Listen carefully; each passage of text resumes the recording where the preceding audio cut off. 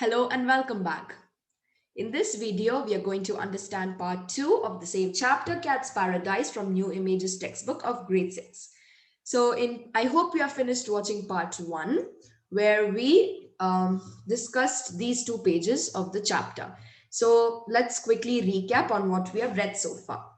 Here we understood that there is a cat, and this is the most fattest and naive cat you've ever seen. Naive is like having lack of experience and knowledge. This cat did not like being fat because the reason why this cat is fat is because it's never been out for walks. It's always been inside the house. And its owner, who was our aunt, is what he says. So this person used to fit out a wonderful bedroom for this cat, and also lovely red meat. This cat did not want so much luxury in its life. It wanted to be out, which never no one allowed. Therefore, he never gave thanks to Providence. Providence is God. One day, he slipped out of the kitchen window, which was open by mistake, and he enjoyed the outside life. So, even the gutters, which we do not like, gave out exhaled delicious odors, which the cat liked. So, the cat became friends with 3 other cats who made fun of him by saying he's fat and scared and all of that. But there was one good cat named Old Tom, and he offered to educate this naive cat. So here, the cat went behind a beautiful cat, but then Old Tom gave him a savage bite and said that you will see plenty more of those kind of cats. So we'll go behind them later. Then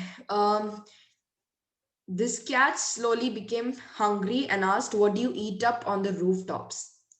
So Old Tom says, "Whatever you can find." But that, really surprised this cat because he thought that someone is going to give him food. So this surprised the cat. He thought like he will get a luxurious life outside also, where someone's going to give him food and all of that. So here this so they he found a cutlet on the table, and that was one of the workman's food. He just went and took it. At that time, the workman gave him one on his back with the help of his broom, and the cat rushed away.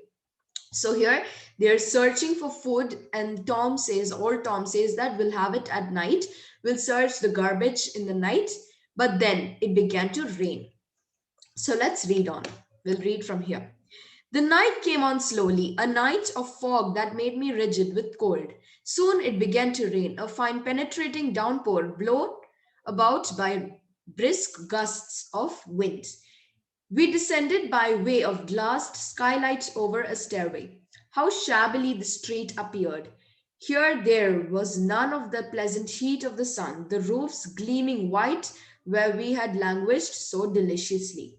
My paws slipped on the greasy pavement. I thought sadly of my 3 blankets and my comforter. So that's what I was telling you, that this cat, before he did not thank Providence of his house, his owner's house, and all the luxury he got there. He liked the outside. Now, slowly, he realized the disadvantages of being outside and inside, the advantages of inside. So he began, his like thinking of all his comforter and his 3 blankets. No sooner were we in the street than my friend, the old Tom, began to tremble. He crouched down and crept craftily along the house wall, telling me to follow quickly behind him. Arriving at the doorway, he lost no time in hiding himself, simultaneously purring with satisfaction. When I asked him what was going on, he said, "Did you see that man with the basket and the hook?" "Yes." "Well, if he had seen us, we would have been caught and roasted on a spit." "Roasted on a spit?" I cried. "The street is no place for us. You can't eat, but you can be eaten."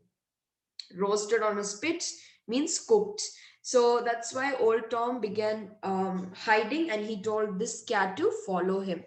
So roasted on a spit is like cooking. So this man would have cooked us. So this cat is roasted on a spit. The street is no place for us to eat. We can't eat, but we should be eaten by others. So that's what the cat says. Meanwhile, rubbish was being put out in front of doors. I rummaged through it hopelessly. Two or three skinny bones that had been dragged through ashes made me realize how succulent fresh meat can be. My friend, the Tom, pawed through the garbage with enormous artistry and made me do the same all night long, examining every paving stone without the least sign of hurry. After nearly 10 hours of rain, I was shivering all over. Stupid street, useless liberty, how I missed my prison. So he calls that prison because he was never allowed to go out, like how I told you. So now he really misses his prison. It's like you miss your jail if you have gone to, I mean, if you have stuck over there. In the morning, the Tom, noticing my shaky state, asked in an odd voice, "Have you had enough?" "Oh, yes," I replied. "Do you want to go back home?" "I certainly do, but how can I find it?" "Come on. The morning I saw you come out, I knew that a fat cat like you is not cut out for the joys of liberty. I know where you live. I'll show you the door." He said this with simple dignity, and when we arrived at the house, he bade me adieu without the least show of emotion. "No," I cried, "we cannot take leave of each other like this. Come with me. We shall share the same bed and the same food. My mistress is a wonderful woman." He didn't even let me finish. "Shut up." So that's what he said. "Shut up," he said brusquely. "You are a fool. I'd die in that warm softness. Your life of abundance is fine for spoiled cats. Free cats will never buy your ease and your comforter for the price of being imprisoned. Goodbye." He climbed back onto his rooftops. I saw his great thin shadow shudder with pleasure at the caresses of the rising sun. "When I came home, your aunt gave me a punishment, which I received with profound joy. I revelled in being punished and also so comfortably warm. And while she cuffed me, I thought with delight of the meat she would give me directly afterwards.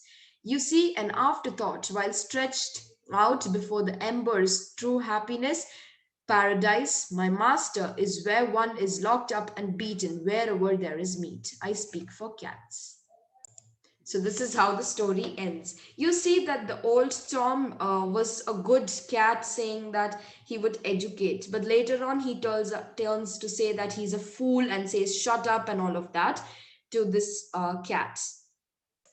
And he also explains the difference between stray cats who live outside and only, I mean, cannot even bear the pleasure of, us being on a comforter, having delicious red meat and all of that, and a cat who always wants to be in that prison, who never wants to come out, and also is very like lazy, who cannot search for food, who can't even do that, and has to make others give the cat food. So that's old Tom explains the difference between those two types of cats.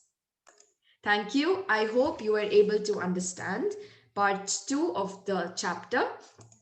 If you want to view my some of my playlists, click over here. My videos, click over here. And if you're new here, please subscribe here. Thank you.